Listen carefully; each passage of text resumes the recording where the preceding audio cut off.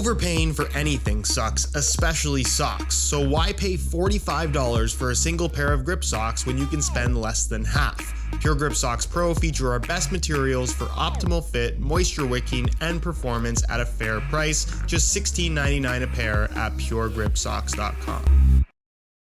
The year is 1971. The Blue Ribbon sports brand has seen some success in the footwear industry, but they're looking to expand. That plan includes a pair of football boots as well as what you might call a rebranding. So what do? They hire a company called Canada Footwear based in Guadalajara, Mexico. I know that makes absolutely no sense at all, to produce them a pair of football boots with their new signature logo, that logo being a Nike swoosh. Ladies and gentlemen, I present to you the very first shoe to ever feature what is now the iconic Nike swoosh here in remake form, celebrating its 50th anniversary. The Nike is back, limited to just 1,971 pairs. Original retail price back in 1971, $16.95. But if you want to pick up a pair now, only available in a size 9 US, by the way, they're gonna run you 200 bucks. And I know there's gonna be those people in the comments that are gonna say, wow, what a complete waste of time and money. Those are way overpriced. Nobody's actually gonna wear them. And you're right. This is not a re-release of a football boot from 1971 that anyone actually intends on playing in, especially given the fact they only released them in one size. But what this does represent is, I guess, really one of the most important pieces of footwear history ever, given what Nike as a brand has turned into. And I guess what it means for Nike in the football boot world is pretty important, given that it's their first ever pair of football boots with a really interesting story behind it. It's a cool thing, it's a history lesson, and I want to talk about all of that history as well as what kind of football boot Nike was making in 1971 in today's video, including how they fit and feel on feet. So if you're interested in learning more, please stick around, watch the entire review, and if you are interested in a pair of these for yourself, again, super limited, get them before they're gone, along with exclusive SR4U coupon codes to get them below the normal retail price by checking out that first link down below. Before we get into the boots though, I do want to take a closer look at the extras, which does include the box that you can see kind of has this aged look to it, featuring the original Nike logo, which I thought was a really cool detail. The label on the box, because I know a lot of people do like to see that on limited edition releases. The only thing of note is that these are made in Italy rather than in Mexico, like the original The Nike would have been. Other than that, they don't include a string bag, but they do include this really cool piece of paper that has this aged look, giving you all the technical specifications. We'll go over that a little bit later in the video. And they also include a keychain of a horseshoe, which is kind of a weird little quirk, and I'll try to get this to focus here on the camera. You can see on one side it says Canada Shoes, which is the company that made the Nike football boots. You also see it says Guadalajara, Mexico, and on the opposite side it just says good luck. The reason why this was included is because even though this was a Nike branded product, it was made by the Mexican company Canada Footwear or Canada Shoes. This was a signature of something they included with all of their shoes, so they included it with these, and Nike included it in the remake as a keychain. As for the boots themselves, obviously this is a design that is 50 years old, and you can just see based on the way that it looks that this is not something that anybody's truly going to want to wear. But I will say that I've been pleasantly surprised at how borderline wearable these football boots actually are. And obviously they're only available in a size 9 US. They do happen to fit me, and we'll get into more of the fit and sizing of these a little bit later during the on-feet portion of the video. But I was expecting these to feel almost like bowling shoes, just something that you would not want to kick a ball in whatsoever. And I don't think they necessarily feel good by today's standards, but they fit and feel a lot better on feet than I was truly expecting. As far as the upper is concerned, it is entirely made out of leather. And if we look at that tech spec sheet that I lost already, it specifies tanned black cowhide leather for the entire upper, including a reinforced toe, as well as the Nike swoosh itself, which is not just there for aesthetic reasons, it's also there as a reinforcement for the leather. So the original Nike swoosh wasn't just there to look cool, it was there to actually functionally improve the performance of the product. I'm not so sure that it's doing that. I guess when you're talking about leather, as basic as this is, and I think what's so cool about these is internally it does not have any liner at all. Normally on a football boot, leather or otherwise, you're gonna find at the very least kind of a nylon material lining the inside or the underside of the upper. With this, it's just straight up leather, which means you really have a feel against your foot and on the ball that is unlike anything else. And the leather itself is tanned in such a way where it doesn't really have any padding to it. There's no plushness or squishiness to the leather. It's kind of just perfectly flat, and all the softness is just coming from the fact that this is the skin of a cow. And it feels actually a lot better than I was expecting. And my only other exposure to a pair of football boots this old would be these right here, the Puma Super Atom, which is a much older product. And if you compare the leather on these to the leather on these are 10 times softer and 10 times more wearable, where these really just feel like work boots with some studs on the bottom.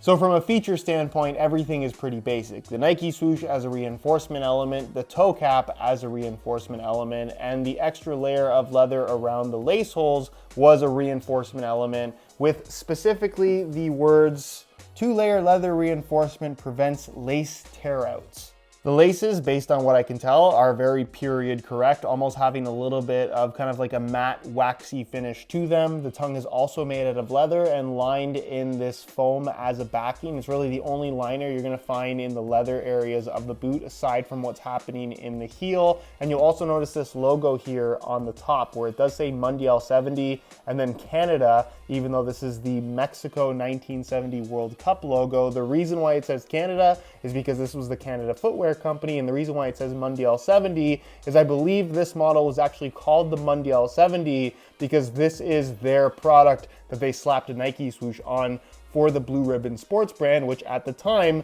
wasn't Nike but would eventually become them.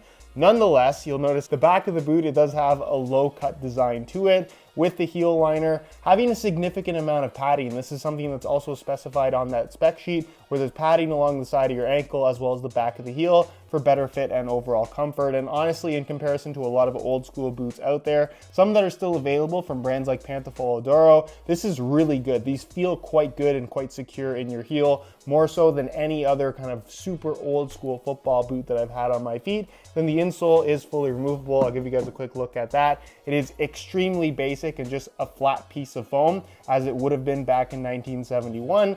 You can see it does have the same logos that you find there on the tongue, and it's made from a single layer of this very thin black foam. Another cool little detail is this green strip on the inside of the heel liner. That's pretty difficult for me to show you, but you can see this one says 1971. That obviously is in reference to the year that this football boot originally came out. And then on the opposite heel, it says 1689, and it's, again, kind of difficult for me to show you this, but I believe they are individually numbered pairs because I can't find any relevance to 1689, so that's the pair that I have out of the 1971 that they produced. Which brings us to the sole plate and stud pattern, which features a design that's about as old school as it gets. Solid plastic, all molded one-piece sole plate and studs. The studs themselves are very short, 9 in the forefoot, 4 in the heel, and something that I thought was really interesting about the length of the studs, especially through the heel, because when this is sat flat, you almost don't even see the studs, they're so short, is on the spec sheet that Nike provides in the box. Number 9 says molded cleats, conforms to recent half-inch length restrictions for ankle and knee injury reduction. So this is something that I didn't even really know about, but I'm going to assume that at the time, there was some kind of new rule put in place where the studs could only be a certain length, this being the new maximum length, which by today's standards, I would say is about 65-70% of what you're gonna find for most FG stud patterns, and especially through the heel, the studs are just very, very short. The material itself is quite thick, and the boots as a whole have a very flexible feel to them, not much in the way of kind of spring back effect that I think you expect from a lot of modern sole plates. You're also gonna notice nylon stitching around the entirety of the sole plate to further increase the durability of the boot and strengthen the bond between the sole plate and the upper, because back in the day, durability was a legitimate concern for a lot of people. What's super funny about this sole plate though, is that it's actually designed by a Mexican company for use in Mexico, where the weather is obviously very warm. When Nike brought these boots to the United States and started selling them, as soon as the weather got a little bit colder, they were finding that the type of plastic that Canada Footwear Company was using, again, a company based in Guadalajara, Mexico, the material would actually harden up and crack in colder weather conditions. So this was a material that was best suited for use in warm weather, and that's really what ended Nike and their run in football boots for the foreseeable future. Obviously, eventually they would get back into it because their first football boot was a complete failure as soon as the weather got a little bit too cool. Which brings us to the weight, where I can't truthfully say that I know for sure this is gonna be very close to the weight of the originals. Based on everything that I can see here, it seems like they stuck pretty true to the OG with the materials used and the construction methods, but it's entirely possible that the plastic they use is maybe a little bit lighter than what they had 50 years ago. Nonetheless, in a size 9 US, you can see that the Nike on a scale weighs in at 11.1 ounces, the equivalent of 315 grams, which by today's standards is obviously not very lightweight, but it's also not super heavy. And if we're comparing it to other football boots out there, something like the Adidas Copa Mundial, a very popular football boot even to this day, these are only about an ounce heavier, which I would say is a noticeable amount of weight, but I think more than anything else, it's just the way that these fit and feel on your feet that's more noticeable than the actual weight of them. So here they are on feet, where I must admit, I really like the way they look. I've heard a lot of people compare the look of this to the Nike Cortez sneaker, and I definitely see the resemblance. For me, the black and white color scheme, the old school shape of the Nike swoosh, just the old school vibe that this gives off to me is just super cool. But as far as actually playing in them is concerned, it's not something that I would really want to do, and that's because the fit is what I would describe as sloppy, spacious, not very secure. Honestly, just not a pair of football boots that feel like they're designed to actually play football in, if that makes any sense. And even though these are a size 9 US and I typically wear a 9.5, they still feel a little bit too big. I could probably go a half size down and maybe the fit would be a little bit better for me. But as they are right now, I just have some extra space at the tip of the toe. And in general, the width and volume of this is pretty significant. They just don't feel secure on your feet through the heel, through the midfoot, through the forefoot, through the toe box area. There's just not much structure to the upper. It's comfortable, they're very flexible. The feel of this sole plate underfoot is honestly better than I was expecting it to feel, but in general, there's just not a lot about this that feels very good by today's standards, but I guess that's kind of what you expect from a football boot design that is now 50 years old. As far as the width is concerned, again, these are gonna be wide enough for just about anybody. In fact, if you had really wide feet, the fit is actually gonna be probably okay, but if your feet aren't super wide, you're just gonna find these sloppy. And again, like I mentioned, they do seem to run very long, where I'm wearing these in a 9. I normally wear a 9.5, and I think an 8.5 would probably fit me really well. However, because they only make these in one size, none of that sizing advice actually matters. So in conclusion, as a self-proclaimed boot nerd, I really appreciate what Nike have done with the re-release of not just their first ever pair of football boots, but their first ever shoe with an actual Nike swoosh on it. I think this is so important for the history of football boots, so important for the history of footwear, and the history of what is now one of the biggest sportswear companies, if not the biggest sportswear companies in the world. I love the transparency of the story and the logos and everything they've done with this remake, trying to make it as true to the original as possible. I think it's a bit of a shame that they only produce them in one size, because even if you weren't going to play in these, and I don't think many people buying them have the intention of actually playing in them, being able to get them in your size and try them on your feet just to see what football boots were like 50 years ago, that to me was a really cool experience that I am so happy to have with the Nike, that thankfully is available in my size. For $200, is it maybe a little bit overpriced? I guess that's for you to decide. Again, the limited aspect, only 1,971 pairs, I definitely think helps that. And in terms of being unique, you're really not gonna find much else like it. If you're a football boot history nerd or a collector and you have $200 to spend on something to add to your collection that is truly going to be special and probably never going to come out again, I can very strongly recommend picking up a pair of the Nikes.